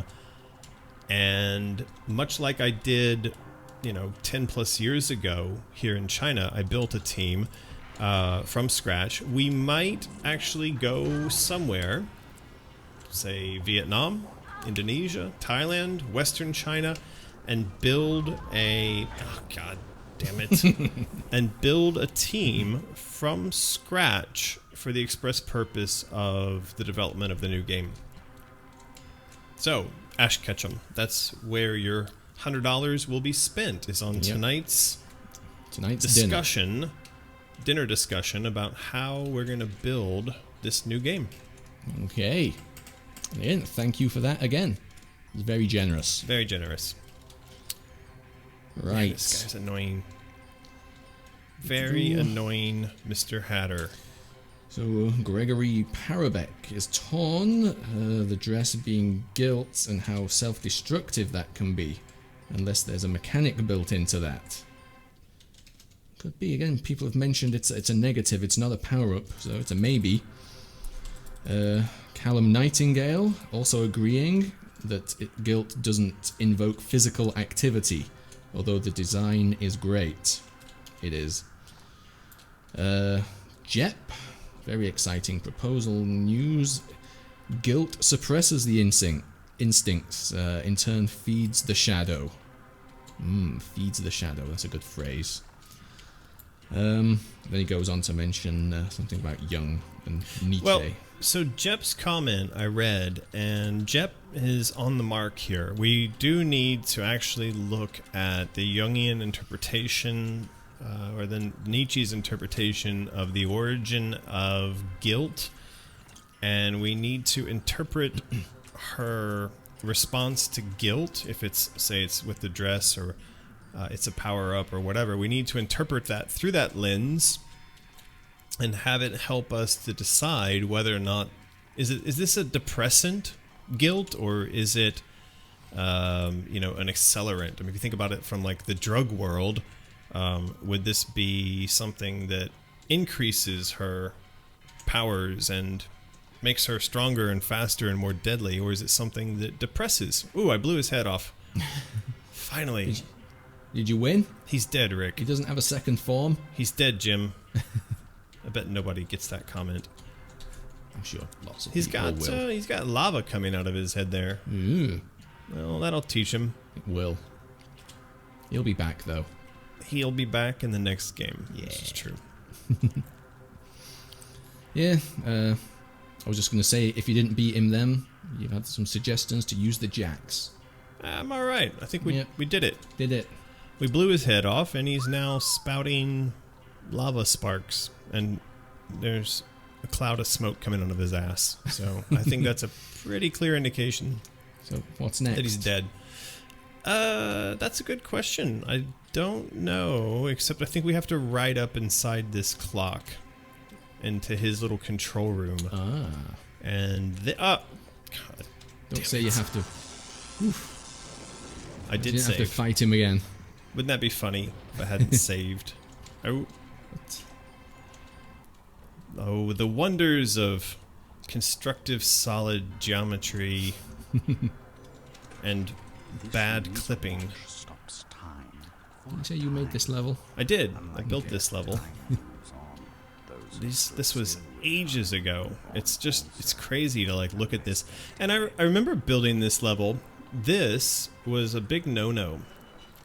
There's a ton of different angles in that geometry there, which really slowed down the BSP process. That was the pre-processing that we did on the maps, and it really screwed with the frame rate because there was a bunch of garbage geometry there that's on slower computers. It would have a bad time. Right. Yeah.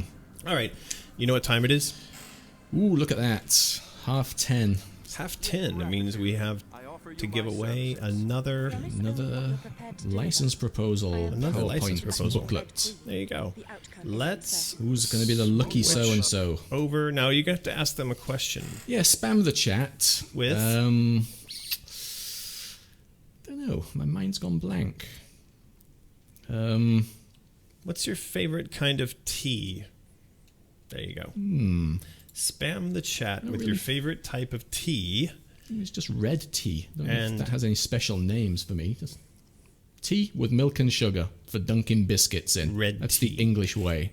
You know, that is just what it's called here. It's called Hong Cha, red tea. Okay. And if you were down in Hong Kong, that is the standard tea you get. It's an iced lemon tea that's got lemon and sugar in it. It's extremely yummy. I think that's what most Hong Kong people have running through their veins to keep them cool in the Hong Kong summertime. And it's my favorite kind of tea. So egg and bacon tea. Egg and bacon tea. Is that a thing? I'd drink that. That's a thing? I doubt it. I'm not a big fan of green tea because it gives me nerves. I just don't like the taste. Yeah, can't be doing with it. It's not, that's not good for me. It gives me nerves and I think it makes me poop. Anyway, too much TMI. TMI. Okay. What makes American poop? All right, there we go. We're going to give away. Did you show that off? We'll just give them just a second. We're going to give away one of these. We'll get to Kendall Straley's super chat question shortly. Yeah, Kendall, thank you for the super chat, but maybe not right in the middle of the comment spam. Anyway, so this is the thing we're going to give away. That is the license proposal. We'll sign that. We'll stick it in the mail, and we will send it to you. Richard Meredith, you have just won a license proposal, which we'll sign and send to you. You know the routine, I hope. You need to send us your mailing address, your email address, your phone number. You might mention what it is that you won, and also keep in mind that you need to format all that stuff correctly, because if I have to look up your address in order to complete it, then you're not going to get anything. He looks like a sensible guy. He'll get it. He'll figure it out. But yeah, Richard, please PM us with your information, and we will get you a license proposal mailed off to you. Ooh. Yeah. And for those of you who also want this signed and delivered, we are going to put it up for sale at Mysterious. How much do you think we should charge for that? You know, we charge a lot. 1 million. We charge a lot for the... Is it back there? Would you grab that? It's behind you. It's the Alice Madness Returns. It's sort of like the short form game design document. And we charge $75 for this, but you'd be surprised. It is not cheap to print because we kind of do them in a one-off fashion, and they're not cheap to send. We just saw the other day it was like $12, $13 to send something like this to the U.S. Yep. So when we charge you $75, you got to keep in mind that like it's like $30 at least go into the making and the sending. And then, of course, I have to sign it and write stuff on it. That costs thousands of dollars. It's terrible. Richard Meredith is not responding to his having won. I saw. Richard Meredith, are you there? Maybe he's not real. Maybe he's a sensible figment of your imagination. We'll keep an eye on that. Yeah. Maybe we'll have to do 2 later if We he might doesn't have reply. to. So we do have about 25 minutes left in today's stream. If you've got any questions for the end of today's stream, please let us know. We will give away one more signed copy of the license presentation before the end of this stream. Martin, you going to get through some more of those comments? Trying. I'm Rob pretty... Birch. Gilt sounds like a handicap. It does. I agree. Ghibli Girl 29. Have the gilt dress inhibit the player in some way. Heal slower, move slower, etc. Again, handicap. Michelle Ledzima. Oh, jeez. Michelle RG's. Maybe sorrow instead of guilt. Or misery. These still sound like depressants. They do. I don't feel like these fit into the... And that's fine. I mean, they don't have to be traditional power-ups, but I mean, a power-up suggests not a depressant. Oh. That's why I liked rage and hysteria. Richard he said something. He's seen it. Woo! How do you PM? It's through YouTube somehow. Yeah, you have I'm to sure look there's that like up. 3 dots that you click on and it says contact us or something. That's probably It's how it works. probably something like that. You can also Google it. There is a way. There is a way. You'll so find it. there you go. Ooh, these guys. These guys are green lizardy guys. Chaussette. YouTube really likes to do funky things. I think the YouTube. skirt of the dress should be more bell-shaped than triangle. So Chaussette's comment is in relation to the fact that a lot of people, they click on the bell, they set the reminder, they want to be notified when we go live, and then YouTube doesn't tell them. It's awful. It is. It's very poop. We see many a comment from people like, "Oh my god, I didn't know there was a stream." No, that part I can understand. What I don't understand, the people who say, I clicked the bell, I subscribed, I set the reminder, and it still didn't notify me. That's the part that I think you could define as poop. I think I would. This looks like a rage box. I'm gonna save here. You know, I just feel really tempted to do this. I'm sorry, I just have to. I thought I could make it into the lava. I feel like if you ran fast enough, you could make it into the lava. Come on, make it! Oh, Didn't even get halfway. No, I suck at flying into the lava. Alright, so I don't know if we should take that rage box. It feels like a weird place to put that. These guys are running away, which you should.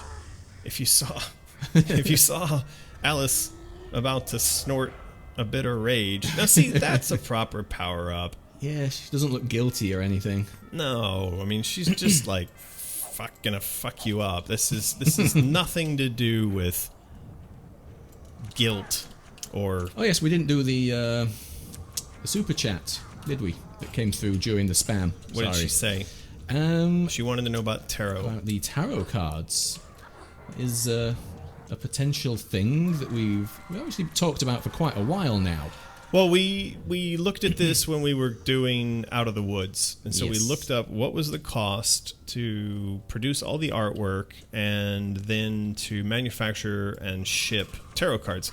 It turns out that it was really expensive. For even the deck of cards that we did for Out of the Woods, you know, the one of the larger upfront costs was just the production of the artwork, and it was tremendous. It was a lot of art that had to be done, and when you think about tarot cards, I think there's actually more art. How many cards in a standard tarot deck? 70? I'm thinking 70 something. Yeah, I think it's 72, 71, I can't remember. For those tarot experts out there, forgive us and correct us. But yeah, we wanted to do tarot cards. The problem is that the initial investment is massive. So we're going to need to figure out a way... Well, for Alice, presumably we get the license and we're going to get funding and we'll make that happen. Yes.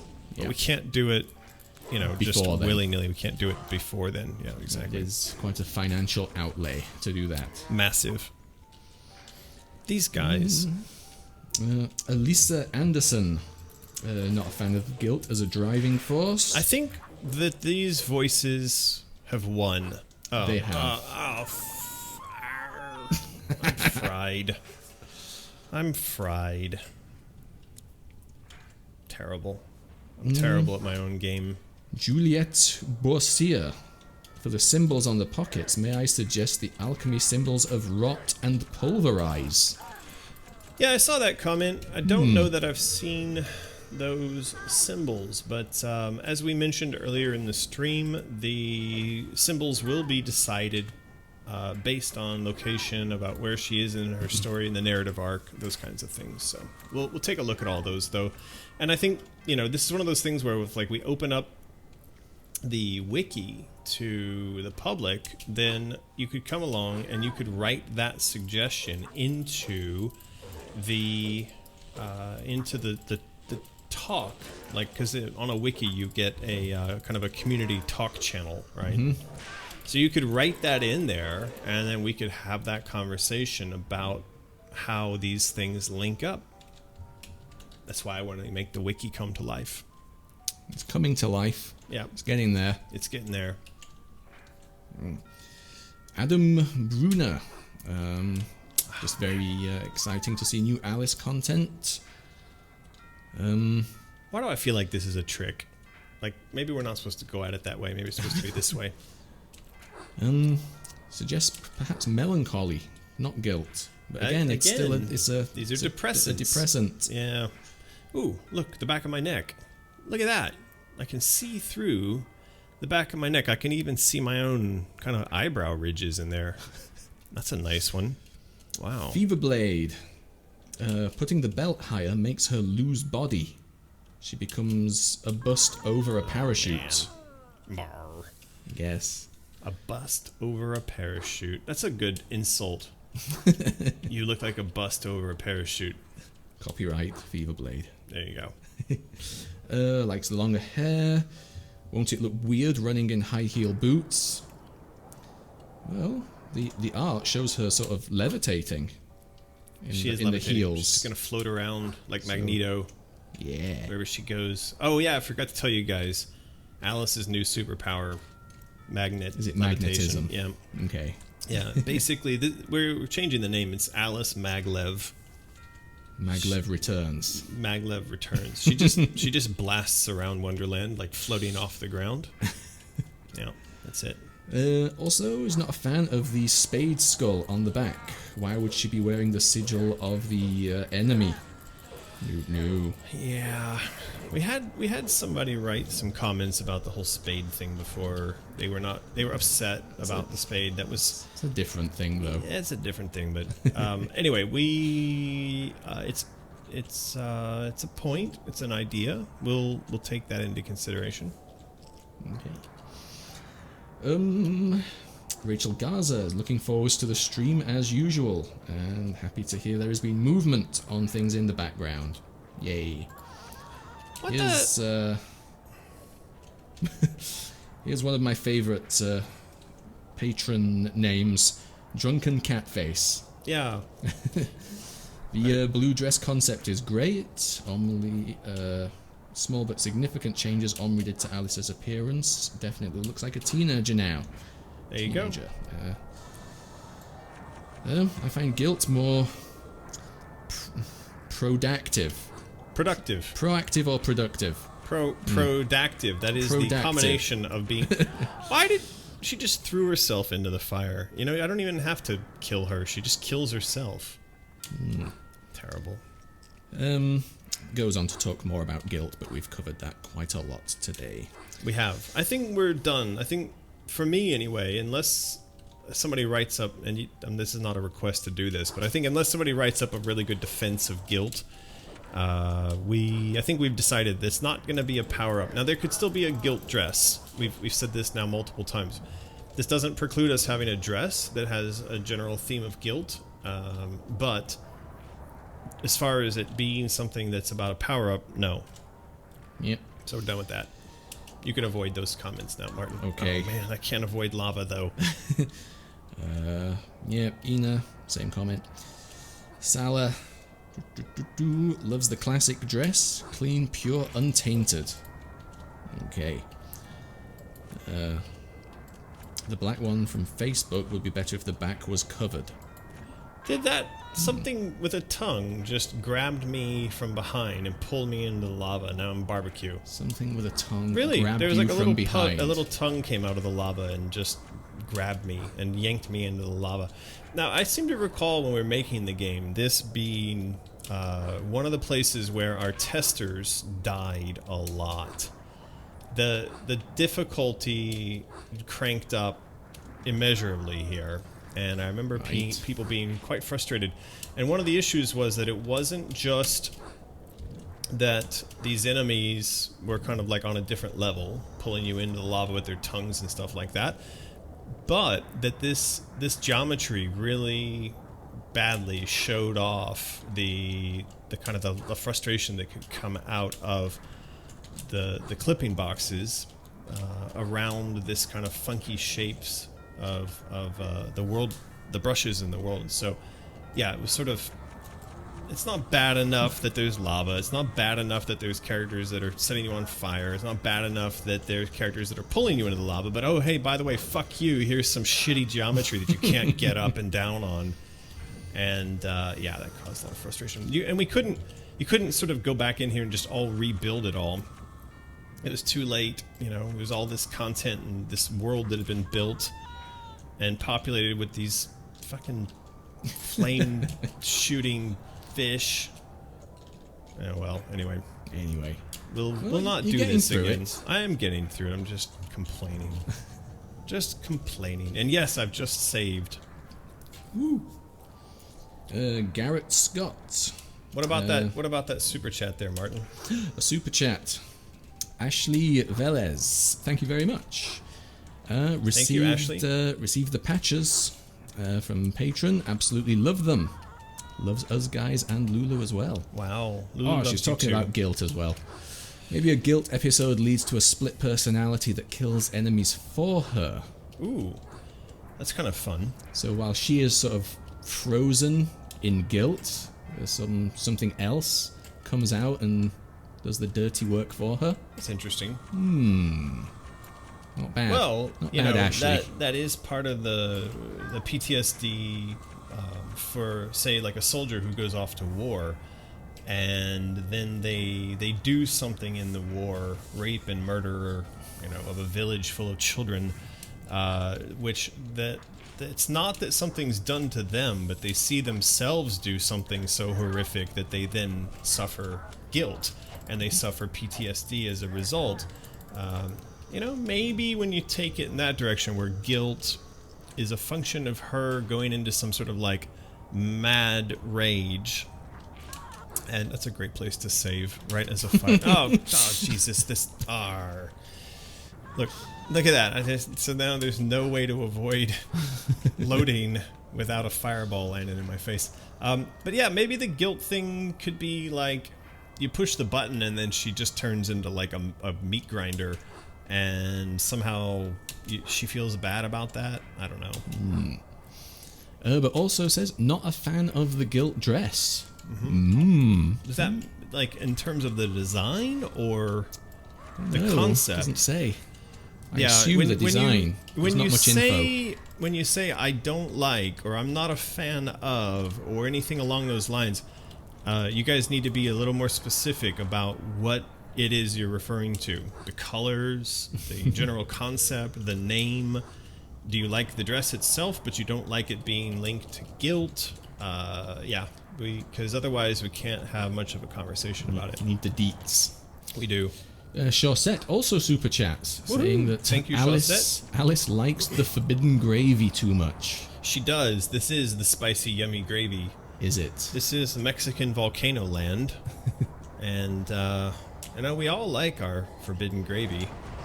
These guys love it. Look, they're just all down here. Oh, man. Freezing you with the Frozen with the gravy margarita bean. mode. Maybe we should... This is making me think we should go across the street and have frozen margaritas for lunch.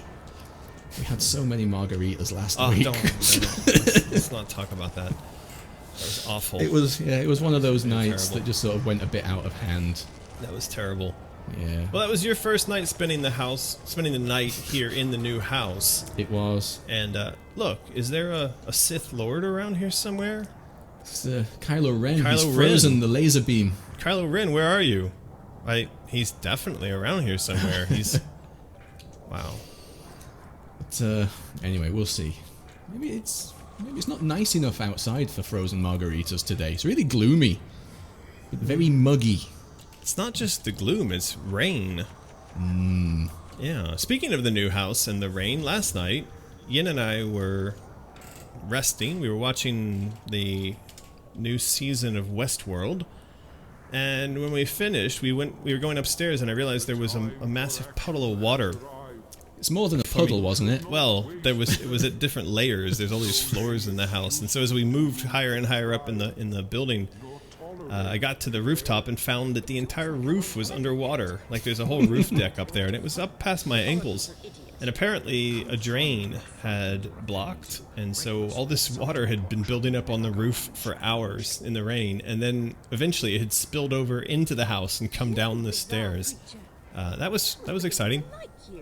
And you were scared of dying. Said water was also pouring out of a light switch. Yeah, there was water coming out of a light switch 2 floors below the rooftop, and it was like kind of dirty, well, as it would be, like water that's traveled through the house from the roof. And yeah, that was interesting. Anyway, now we know. Now we know. Yep.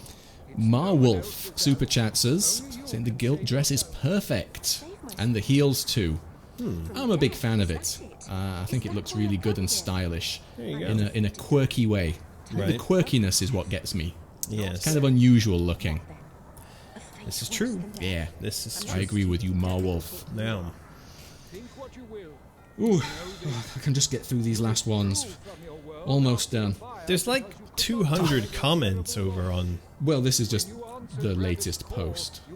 So, yeah, I can get through the latest post.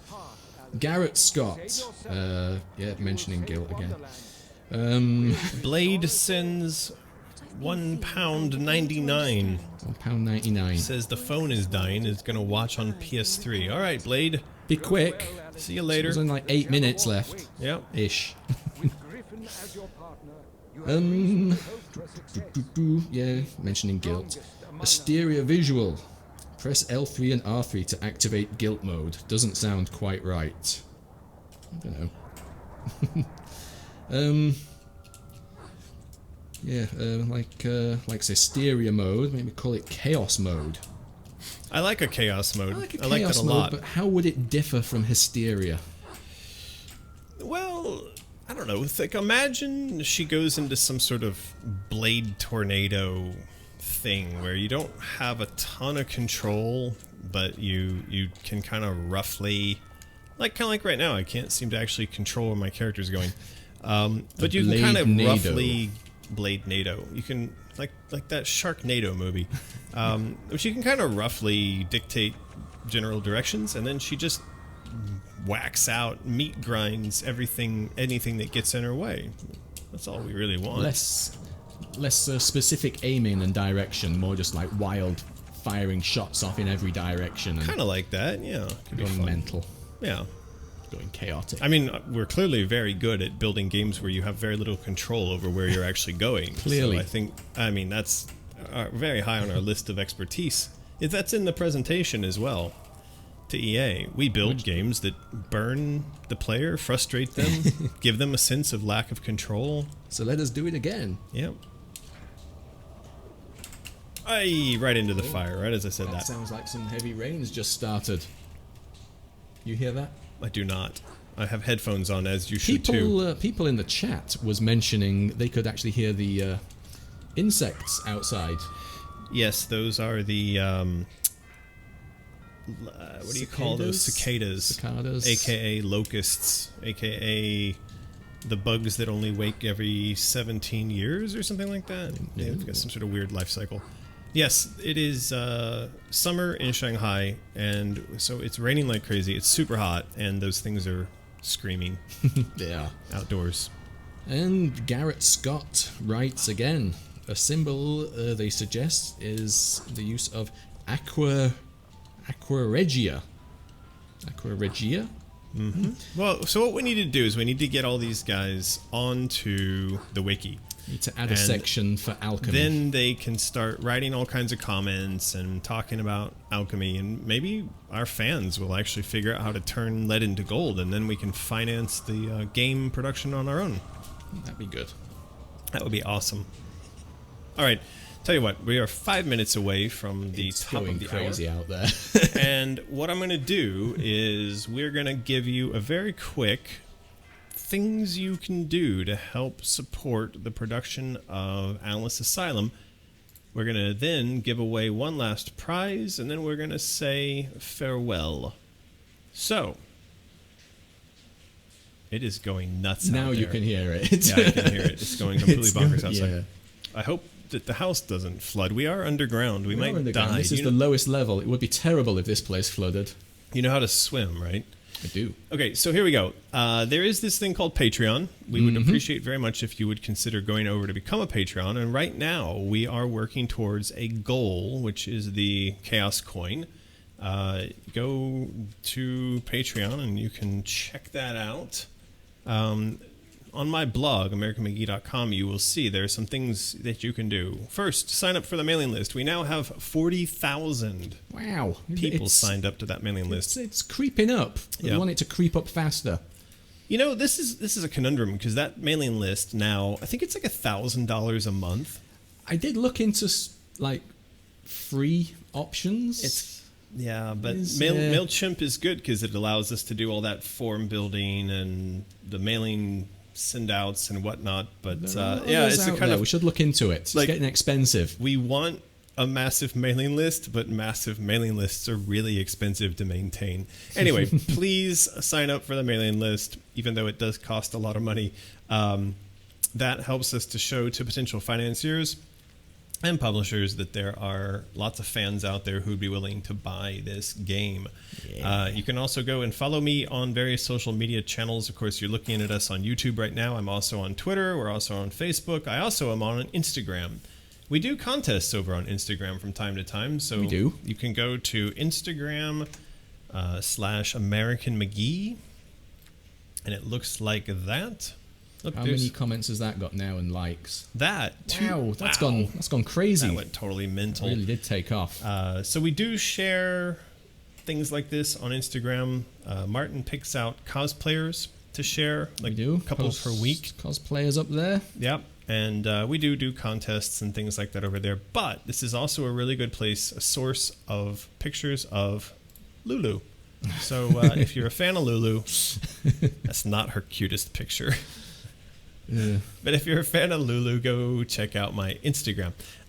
So this is back to the Chaos Coin, which is over at Patreon right now. What we'd like is everybody who wants to support the game, go over to Patreon, sign up, support for like $1 a month, and then when we get to 2,000 patrons, pop up your pledge to $35 for that month. Once that's processed that month, we are going to send these physical Chaos Coins out to everyone. Those are super cool. And those should be done next week.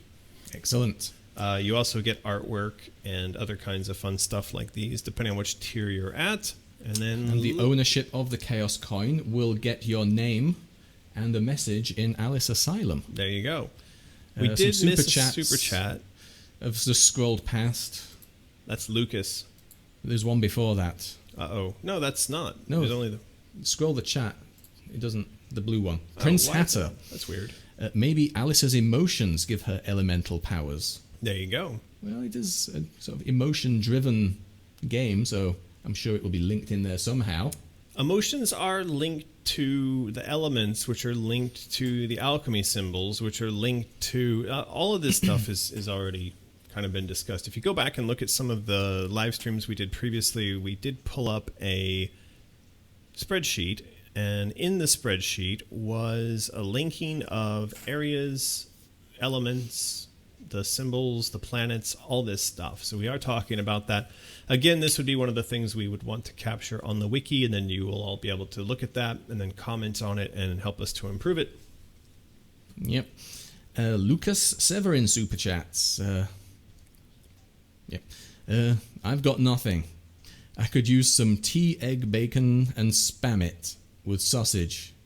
Include spam. Here's $5. Thank you, Lucas. Okay, crazy ass message, but the super chat is appreciated. Yeah, to all of you who are throwing super chats at us, thank you very much. We do use those to buy Lulu treats and I don't know, margaritas. Yeah, we might need to use that to buy a boat today, though, based on what it's sounding like outside. Okay. Still sounding heavy out there. It's insane.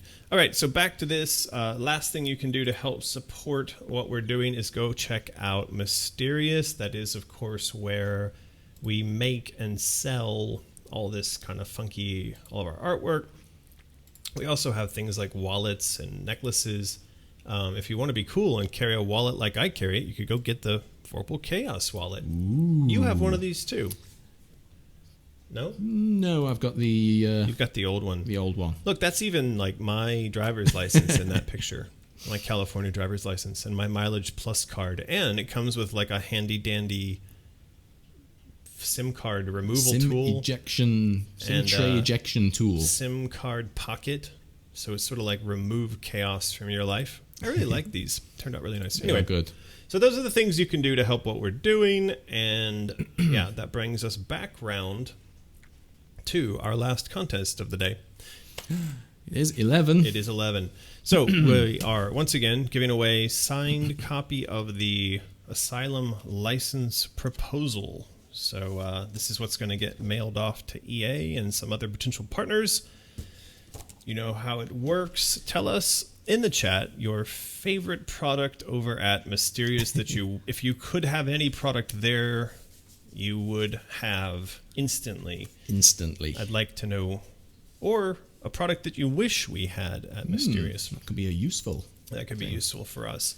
Yes. Once you guys have spazzed out in the chat there for a second. There it goes. Spam it. Spam and bacon it. Then we will roll the dice and we'll see who wins the final license proposal of the stream. The final license proposal. The inside of which looks like this.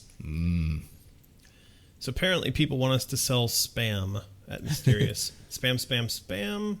T-shirt, umbrella. I almost brought the Vorpal umbrella today. Maybe I should have. Yeah, you need two today. It's bonkers outside. I'm interested in going to see that. Okay, I think we have gone bonkers enough in Night Chat, and... Roll. Cherry Woo! Ooh, Cherry Woo. Cherry Woo, congratulations. You have won a signed license proposal. So the routine, send us via YouTube PM your mailing address, your email address, phone number. You could mention the thing that you've won. And again, make sure you do that in a way that makes it easy for me to interpret where you live and where you want this package sent. Because if I have to look it up, I'm not sending it. You're not getting it. You're not getting it. So congratulations, Cherry. She's not said anything in the chat there yet, but Cherry Woo is our winner. Hate Machine says Nightbot is rigged. It's rigged to choose people randomly. How is that rigged? Yeah, I don't know. Well, maybe because Hate Machine isn't working, not winning. But then maybe Nightbot doesn't like people who are full of hate. I don't know. Hard maybe. To say. Well, Cherry has noticed. Yes, Cherry. So yay for that. So that's about it for today's stream. Thank you so much for everyone who joined. We will continue producing artwork and story and getting that wiki updated. If you are a patron, please do go and put some comments to the recent posts about how we can open up the wiki to you guys. It's interesting to me. Comments below the video. Comments below. As well. We'll read all those. There you go. And we will be back this time next week with new art, new story, and more of me frying myself in deep pools of lava. Excellent. Thank you guys again. See you later. See you later.